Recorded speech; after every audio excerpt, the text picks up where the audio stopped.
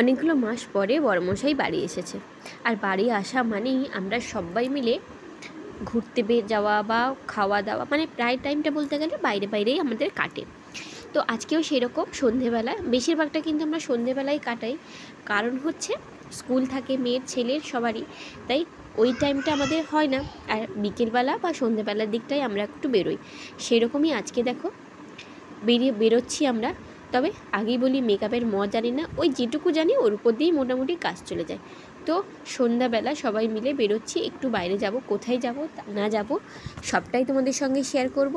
তো চলো পুরো ভিডিওটা তোমরা দেখতে থাকো, আশা করি ভিডিওটা তোমাদের সবার ভালো লাগবে। তো দেখো প্রথমে ড্রেস পরে নিয়েছি, তারপরে একটু মুখটাকে ফ্রেশ করে নিয়ে এই যে আইব্রো একটু সেট করে নিচ্ছি। মানে আমি আগেই বললাম মেকআপের জানি না, তাই যেটুকু জানি ওই আইব্রোটা একটু সেট করে না, একটুখানি ক্রিম ট্রিম মেখে ঝিঙ্কুনা করে হয়ে যাওয়া আর কি। যাই হোক, ওই যে সেট টেট করে নিয়ে বেরোবো, তোমরা দেখতে থাকো।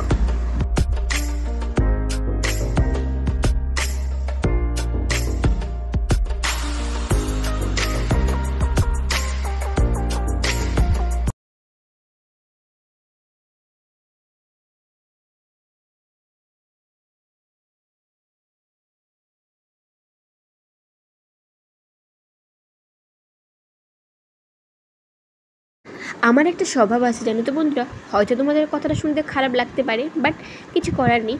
আমার একটা স্বভাব হচ্ছে, আমি যাই ড্রেসই পরি না কেন, সেই চুড়িদার, সেই শাড়ি বা বলো জিন্স বলো বা টপ বলো, যাই পরি না কেন, শাঁখা সিঁদুর আমার কিন্তু থাকবেই থাকবে। মানে কপালের টিপটা এই রেড কালার ছাড়া অনেকেই দেখেছি ম্যাচিং করে টিপ পরতে ভালোবাসে, তবে আমার কিন্তু কপালে এই লাল টিপটাই বেশি ভালো লাগে।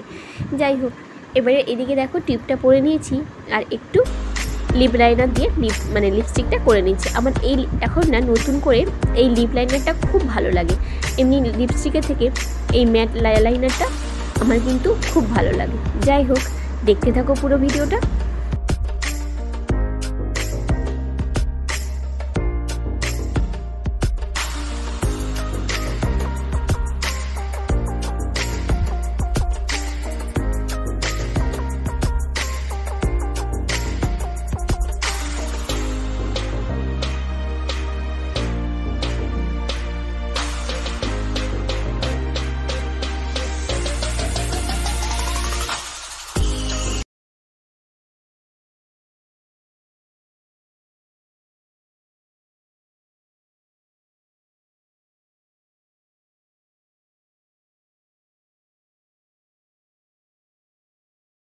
আর চুলের কথা কি বলবো, যতবারই ভাবো এই করব ওই করব, এই হেয়ারস্টাইল ওই হেয়ারস্টাইল, বাট আলটিমেটলি নর্মাল চুলটাই আমি পারি, কিন্তু কোনো রকমের হেয়ারস্টাইল আমি পারি না। হ্যাঁ, তবে একটু হেয়ার কাট করতে পছন্দ করি, তবে আজকে হেয়ার কাট করবো না। আর হেয়ার কাটটা করার খুবই ইচ্ছে, যেহেতু হাজব্যান্ড আছে। তো চলো এখন বেরিয়ে পড়ি। ওদিকে ছেলে মেয়ে হাজব্যান্ড তিনজন কিন্তু তৈরি হয়ে বসে আছে, অনেকক্ষণ থেকেই তাড়া দিচ্ছে। বড়মশাইকে তখন চা বানিয়ে দিয়েছি, আর এদিকে আমি তৈরি হতে চলে এসেছিলাম। কেমন লাগছে অবশ্যই কিন্তু বলো।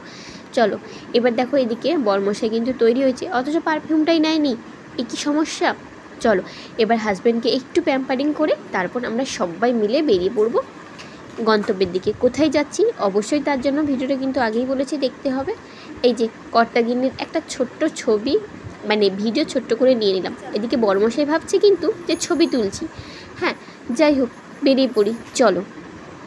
আর আমার বরমশাই বাড়ি এলেই তবেই কিন্তু কোথাও বেরোতে ইচ্ছে করে, না হলে কিন্তু খুব একটা বাইরে বেরোনোর কোনো ইচ্ছে হয় না। অনেকেই দেখি বেরোয় ঘুরে ফেরে, আমাকে অনেকেই বলে বন্ধুবান্ধবরা চলো ঘুরে আসি, বাট কেন জানি না হাজব্যান্ড না হলে আমার একা একা কোথাও যেতে খুব ভালো ইচ্ছে করে না। হ্যাঁ, মাঝে মধ্যে হয়তো বাড়ি বা শ্বশুরবাড়ি গেলে বেরোই, সেটা কিন্তু বাধ্যগত, ওই রকম একটা ব্যাপার। এই যে আমাদের নিজস্ব ড্রাইভার, তার হেলিকপ্টার নিয়ে বেরিয়ে পড়েছি। আর এই গাড়িটা কিন্তু আমাদের লক্ষ্মীমন্ত গাড়ি। কোয়ার্টারে যখন ছিলাম তখন খুবই অল্প দামে কিনেছিলাম, একদম নতুন ছিল। আমাদের কোয়ার্টার লাইফটা এরকম, মানে কোয়ার্টারের জিনিস কোয়ার্টারেই ছেড়ে দিয়ে আসি। তবে এই বাইকটা খুবই পছন্দ, লাকি বলতে পারো, তাই এটা কিন্তু আমাদের সঙ্গেই আছে। আজ প্রায় 8-9 বছর হতে গেল কোয়ার্টার থেকে এসে গেছি, মানে সিভিল লাইফ যেটা বলে। আমার আপাতত হাজব্যান্ড সেম প্রফেশনেই আছে, বাট আমি যেহেতু কোয়ার্টারে এখন থাকি না, তাই কিন্তু এরকম কথাটা বললাম। যাই হোক, বেরিয়ে পড়েছি রাস্তায়। আজকে হয়তো মঙ্গলবার বা শনিবার ছিল, সম্ভবত মঙ্গলবারই ছিল, তাই সামনেই কিন্তু আমাদের যে হনুমানজির মন্দির আছে ওই হনুমানজির মন্দিরে কিন্তু পুজো হচ্ছিল। আমি সোমবার শনিবার খুব একটা বাইরে বেরোই না, কারণ নিরামিষের দিন থাকে। আর এদিকে দেখো বিশাল লম্বা লাইন পড়েছে হনুমানজির মন্দিরে পুজো দেওয়ার জন্য। আমি ওই যে বললাম আগে, শনিবার মঙ্গলবার আমি খুব একটা বাইরে বেরোই না, কেন খাবার দেখলেই খেতে ইচ্ছে করবে, কিন্তু খেতে পারবো না, নিরামিষের ছোঁয়া আলাদা, মানে আমিষ নিরামিষের ব্যাপার থাকে আমার। তো চলো এবার বেরিয়ে পড়েছি। রাস্তার অন্ধকার আলো, এরকম আলো ছায়া অন্ধকারে আমরা বেরিয়ে পড়েছি। কোথায় যাচ্ছি অবশ্যই তোমাদেরকে বলবো। তার জন্য কিন্তু কলকাতার একটা সিস্টেম আছে, কথায় কথায় কিন্তু সিগন্যাল পড়ে যায়। মানে এই তোমার মনে হচ্ছে সিগন্যাল পড়বে না, অথচ জাস্ট ফিউ সেকেন্ডের মধ্যে কিন্তু সিগন্যাল ফেলে দেয়। এটা আমার খুব রাগ ধরে। যাই হোক, এবারে বেরিয়ে যাব। এখানে অলরেডি সিগন্যালে আমরা আটকে গেছি, আর প্রচণ্ড জ্যাম, ব্যস্ত টাইম, মানে ব্যস্ত সময় এটা বলতে গেলে। সবার অফিস ছুটি, কেউ কাজের নিজস্ব কাজে থাকে। যাই হোক, বেরিয়ে যাচ্ছি আমরা। তবে হাজব্যান্ডের বাইকে বসে যেতে আমার কিন্তু বেশ দারুণ লাগে। কার কার লাগে অবশ্যই বলো। আমার 4 চাকা বা অনেকে 4 চাকাতে ভালো লাগে, তবে আমার বরের সঙ্গে এই 2 চাকাতে কিন্তু বেশি ভালো লাগে। মানে আমার মজাটা কিন্তু এতেই বেশি হয়। 2 চাকার থেকে 4 চাকায় খুব একটা আমি এনজয় করি না। 2 চাকাতেই যেন মনে হয় খুব বেশি আমি সাবলীলভাবে বসতে পারি, ঘুরতে পারি, মানে আমার বেশ ভালো লাগে। তোমাদের সঙ্গে আগে একটা ভিডিওতে শেয়ার করেছিলাম বরমশাই বাড়ি আসতে কিন্তু এবারে একসঙ্গে দু জায়গায় আমি পুজো দিতে গেছিলাম। আসলে আমার আর আমার হাজব্যান্ডের রিসেন্ট কিন্তু হাজব্যান্ডের মন হয়েছে, তবে আমার কিন্তু বরাবরই ঠাকুর দেবতাতে একটু বেশি ন্যাক। মানে কোথাও যাই না যাই, ধর্মীয় স্থানে কিন্তু আমি একবার হলেও যাব, সেটা অন্য কোনো সমস্যা না থাকলে। যাই হোক, এখন বেরিয়ে পড়েছি। আগের দিনই আমরা যেহেতু মন্দির থেকে ঘুরে এসেছি, তাই মনটা কিন্তু অনেকটাই শান্ত আছে। তবে মনের মধ্যে একটা চাপা টেনশন, ভয় যাই বলো না কেন, ওটা কিন্তু ছিল, আছে। তা সত্ত্বেও কিন্তু আমরা বেরিয়েছি, কারণ লাইফটা তো ছোট, আগামীকাল কি হবে সেটা আমরা কেউ জানি না। এই আছি এই নেই, এরকম একটা ব্যাপার। যেই সময়টা এখন আছি সেই সময়টাকে একটু মজা করে কাটাই, আনন্দ করে কাটাই। জীবনে হাসি কান্না দুঃখ আনন্দ সব কিছুই আসবে, আর সব জিনিসটাকে যদি আমরা ভালোভাবে অ্যাকসেপ্ট করি, তাহলে দেখবে আমাদের জীবনে কোনো কষ্টই থাকবে না। যাই হোক, তোমাদের সঙ্গে কথা বলতে বলতে আমরা কিন্তু পৌঁছে গেছি আমাদের গন্তব্যে। দেখে বুঝতেই পারছো কোথায় চলে এসেছি আমরা, বুঝতে পারছো না? আমরা চলে এসেছিলাম রাসবিহারীর কাছে লেক মলে। আর এটা আমরা প্রায় টাইম আসি অবশ্য যখন হাজব্যান্ড ছুটিতে বাড়িতে আসে। আর এই জায়গাটাতে আমার আসতে এত ভালো লাগে যে কি বলবো।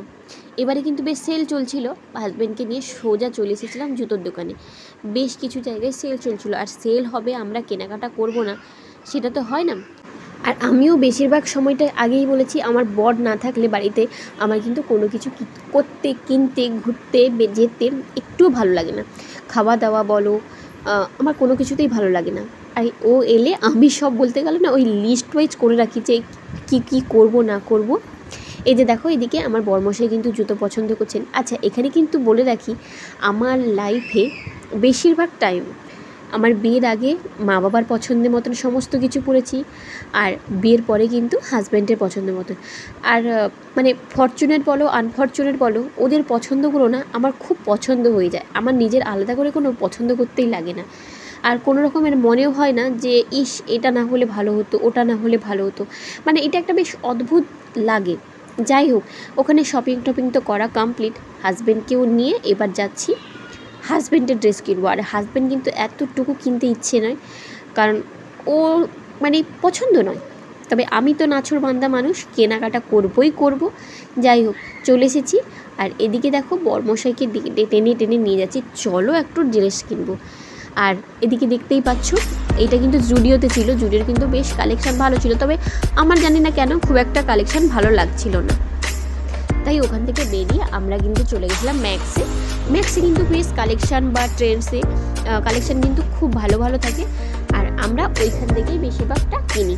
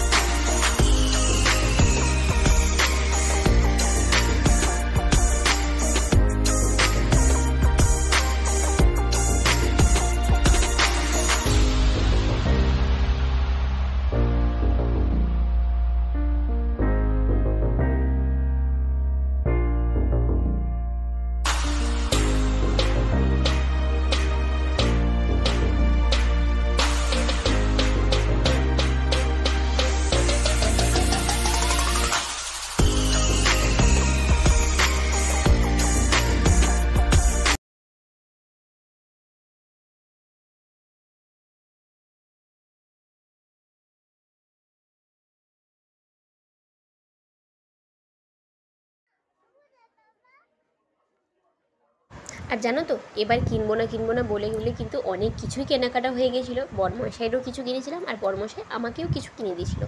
তো এবার কিন্তু আমরা বেরিয়ে যাব, কারণ এখানে অনেকটা টাইম স্পেন্ড করে ফেলেছি।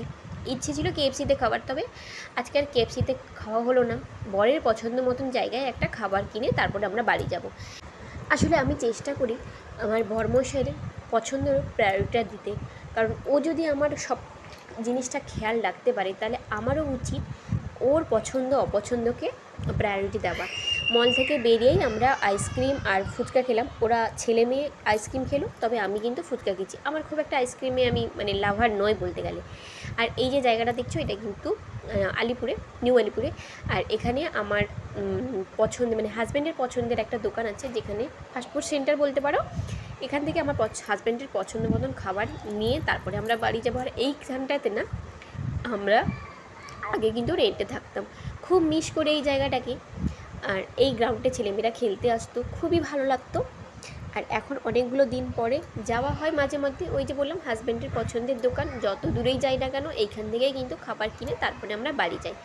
আর এদিকে হাজব্যান্ড জিজ্ঞাসা করছে যে মোমো খাবো কি না।